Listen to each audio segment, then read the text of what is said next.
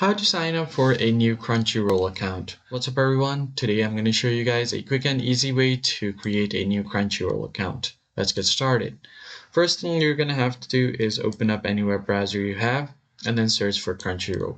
Now click on the first link that you see right here, or you can just go to URL crunchroll.com. So once you've done that, click on continue, and then at the top right you'll find this little profile icon. All you have to do is click on it. Then from here you can create an account. If you already have an account, you can log in, or if you are new, you can create account.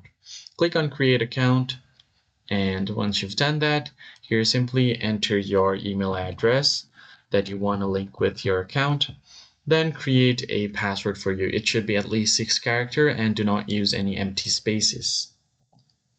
And once you have done that, you can check this box if you want to get more info or offers on your email. I'm not going to do that right now. So after doing this, click on create account. And you'll be taken to the next step where you'll have to verify your email.